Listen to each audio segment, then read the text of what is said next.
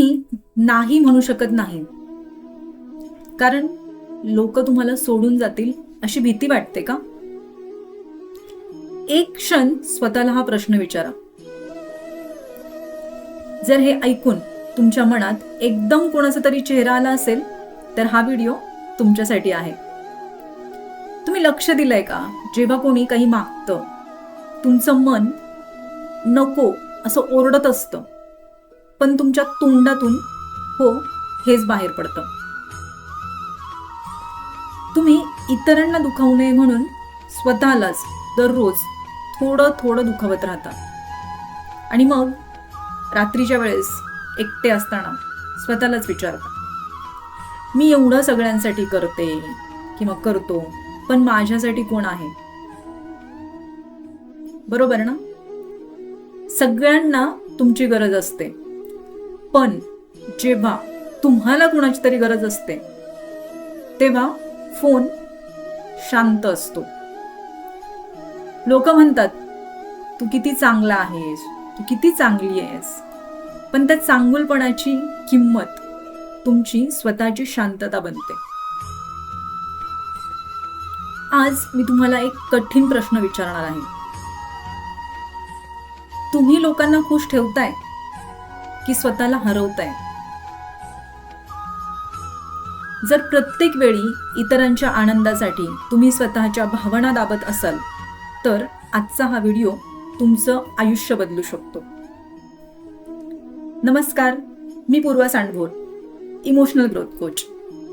Emotional growth सिरीजच्या या day 6 मध्ये तुमचं मनापासून स्वागत आहे. गेल्या काही दिवसांत आपण सेल्फ अवेअरनेस, एम्पथी म्हणजे सहानुभूती, अँगर, आत्मविश्वास, सेल्फ कॉन्फिडन्स आणि ओव्हर थिंकिंग बद्दल बोललो. तर आज आपण अशा एका सवयीबद्दल बोलणार आहोत जी पहिल्या नजरेला खूप चांगली वाटते, पण हळूहळू तुमचा आत्मविश्वास, तुमची ओळख आणि तुमच्या मनाची शांती नकळत कमी करत जाते.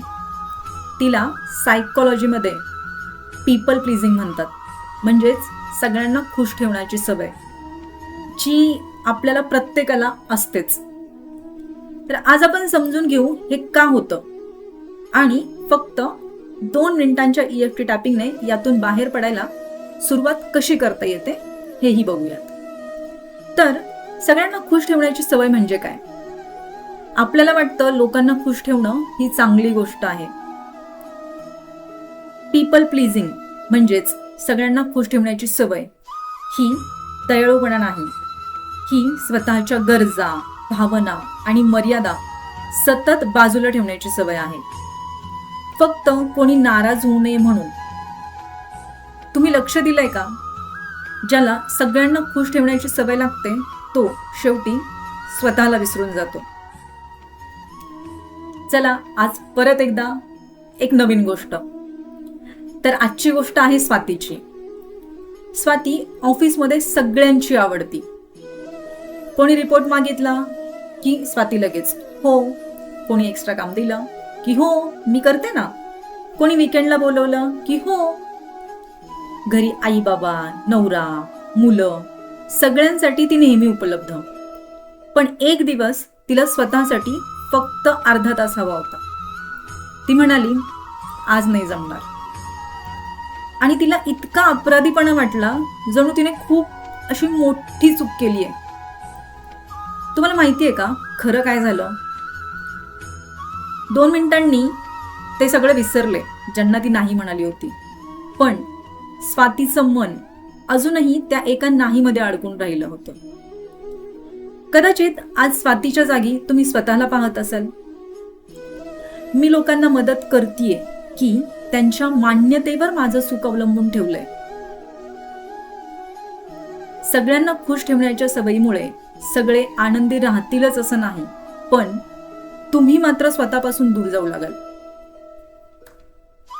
जर या सिरीज मधला प्रत्येक दिवस तुमच्या आयुष्यात एक छोटासा बदल घडवत असेल तर आत्ताच चॅनल सबस्क्राईब करा, कारण पुढच्या भागात रिलेशनशिप्स, सेल्फ लव्ह, एन्झायटी आणि इमोशनल हिलिंगवरही प्रॅक्टिकल EFT आपण शिकणार आहोत. तर सगळ्यांना खुश ठेवण्याची सवय थांबवण्यासाठी लोकांना बदलायची गरज नाही, आपल्या मनाला नाही म्हणणं सुरक्षित आहे. ही भावना शिकवायची गरज आहे. म्हणून चला 2 मिनिटांचा लाईव्ह EFT करूयात. आरामात बसायचंय. एक दीर्घ श्वास घ्यायचाय.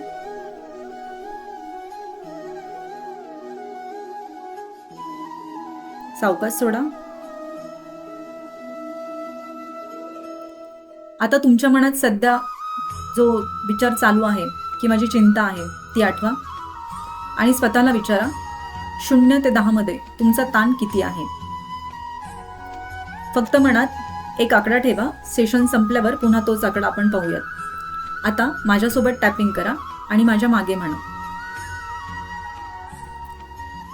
जरी मी सगळ्यांना खुश ठेवण्याचा प्रयत्न करत आले आहे आणि नाही म्हणताना मला भीती वाटते, तरीही मी स्वतःला पूर्णपणे स्वीकारते आणि माझ्या गरजांनाही महत्त्व देण्याची परवानगी देते. जरी मी सगळ्यांना खुश ठेवण्याचा प्रयत्न करत आले आहे आणि नाही म्हणताना मला भीती वाटते, तरीही मी स्वतःला पूर्णपणे स्वीकारते आणि माझ्या गरजांनाही महत्त्व देण्याची परवानगी देते. परत एकदा एक दीर्घ श्वास घ्यायचाय. सावकाश सोडायचंय. Start releasing now. सगळ्यांना खुश ठेवण्याची सवय. Release now. कोणी नाराज होईल ही भीती. Release now. स्वतःला विसरणं.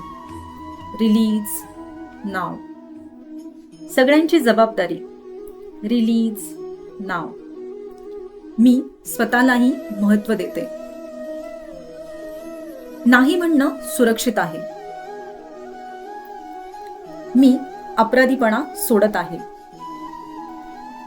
नाही म्हणणं सुरक्षित आहे. मी प्रेमाने मर्यादा ठरवते. मी स्वतःचाही आदर करते. माझी इमोशनल ग्रोथ सुरू आहे.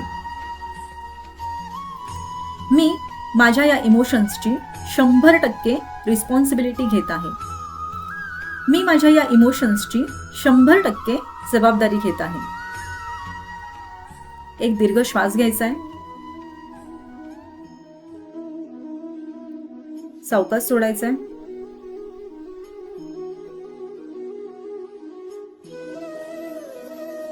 स्वतःला सांगायचंय मी जसा आहे किंवा जशी आहे तशी किंवा तसा पुरेसा आहे किंवा पुरेशी आहे. तर या 2 मिनिटांच्या EFT टॅपिंगमुळे तुम्हाला नक्कीच थोडासा तरी बदल जाणवत असेल. आपण सुरुवातीला जे 0 ते 10 मध्ये एक नंबर पकडला होता, त्यापैकी जो नंबर आहे तो 1 अंकाने तरी कमी झाला असेल. तर मित्रमैत्रिणींनो, लक्षात ठेवा, प्रत्येक वेळी हो म्हणणं ही चांगुलपणाची खूण नसते. कधी कधी ती स्वतःला हरवण्याची सुरुवात असते. आणखी एक गोष्ट लक्षात ठेवा, प्रत्येक नाही कोणाला तरी नाकारत नाही. कधी कधी ते स्वतःला दिलेलं एक प्रेमळ हो असतं. ही लाईन जर तुम्हाला कळली नसेल तर परत परत ऐका. आजपासून कोणी काही मागितलं आणि तुमच्या मनातून नाही उत्तर आलं तर थोडा विचार करा. कारण तुम्ही वाईट व्यक्ती नाहीये. तुम्ही फक्त स्वतःचाही आदर करायला शिकत आहात. पुढचे 7 दिवस हे EFT टॅपिंग करा आणि आज कमेंटमध्ये फक्त एक वाक्य लिहा. आज मी स्वतःलाही महत्त्व देणार आहे. मी Purva Sandbhor, emotional growth coach. स्वतःवर प्रेम करा, कारण ज्याला स्वतःची किंमत कळते त्यालाच इतरांवर निरोगी प्रेम करता येतं. धन्यवाद.